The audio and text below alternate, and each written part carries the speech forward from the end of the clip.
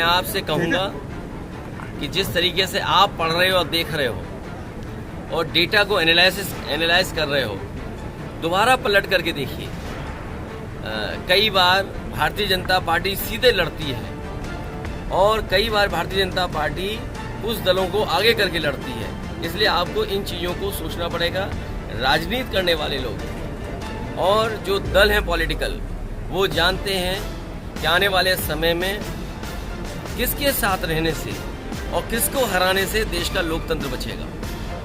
और आने वाले समय में जिस तरीके से कर्नाटक में बदलाव हुआ है या उत्तर प्रदेश में आज भी अगर हम हिसाब किताब वोटों का लगाएं, जितना जन समर्थन लगातार समाजवादी पार्टी का बढ़ा है। अगर हम मेयर के चुनाव का देखें, पिछले चुनाव से तुलना करें तो वोट बढ़ा है और कितना परसेंटेज बढ़ा है आपने देखा है। उसी तरह नगर पालिका में परसेंटेज बढ़ी है वोटों की, टाउन एरिया में परसेंटेज वोट बढ़ी है। तो अगर हम शहरों में बढ़ रहे हैं और गाँव में जो हमारी पार्टी का बेस पहले से इंटैक्ट है, तो भारतीय जनता पार्टी बेईमानी नहीं करेगी तो सफाया होगा।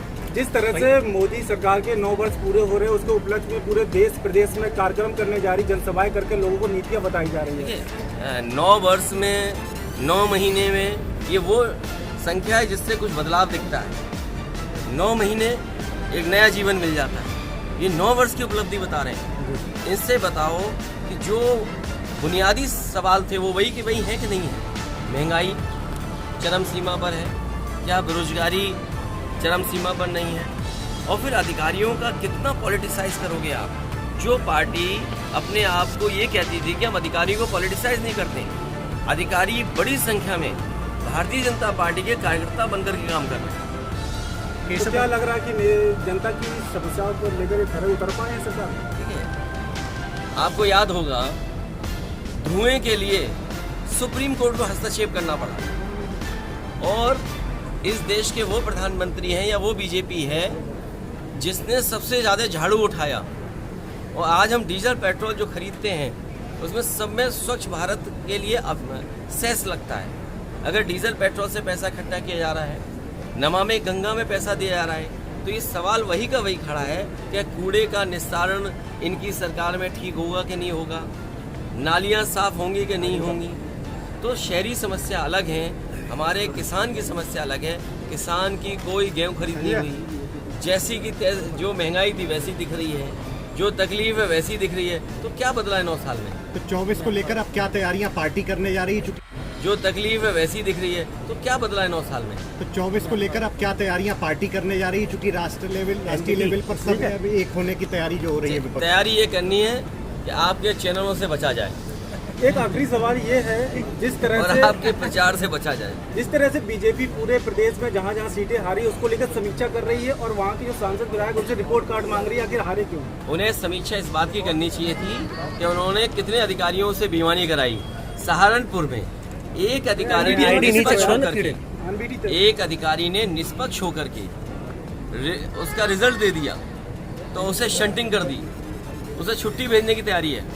और तमाम अधिकारी ऐसे हैं जो बीजेपी के लिए काम करते रहे, काउंटिंग से लेकर के काउंटिंग के बाहर स्थलों पे। और पत्रकार साथियों, आप सब वो बातें जानते हो, क्या छिपाया आपसे? केशव प्रसाद मौर्य कह रहे हैं कि सपा का के लिए बहुत बड़ी क्षति हुई है और ये क्षति ऐसी है जिसकी भरपाई बहुत समय लगेगा और ऐसी क्षति कभी पूरी नहीं हो सकती।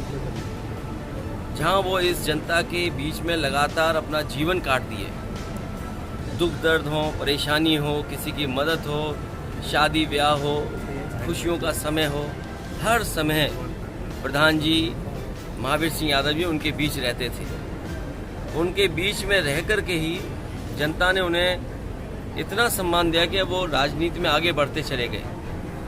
और आज जो आप उनके साथ इतने परिवार के लोग या जनता दिखाई दे रही है, वो उनका व्यवहार, उनका जनता के प्रति लगाव और जनता से जो जुड़ाव था उसका परिणाम है। उनके ना रहने से जनता दुखी है। हम सब लोग इन परिवार के साथ हैं। नाती सोनू हैं, उनके भाई हैं, परिवार सबसे मिलने का मौका मिला।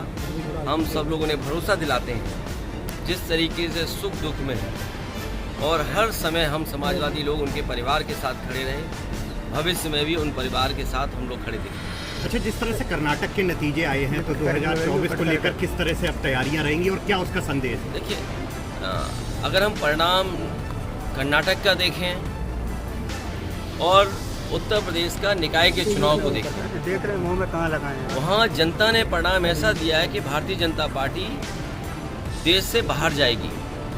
और जो निकाय चुनाव में थे, अधिकारियों ने अगर बेईमानी न की होती और जिस तरीके से जगह जगह से सूचनाएं मिल रही हैं, अधिकारी खुलेआम हस्तक्षेप कर रहे थे। वोटर लिस्ट से लेकर के सरकारी कर्मचारियों का व्यवहार और सरकार का दबाव ये बता रहा है कि आने वाले समय में भारतीय जनता पार्टी न केवल जहां कर्नाटक से साफ हुई है, उत्तर प्रदेश या अन्य राज्यों से भी भारतीय जनता पार्टी का सफाया होगा।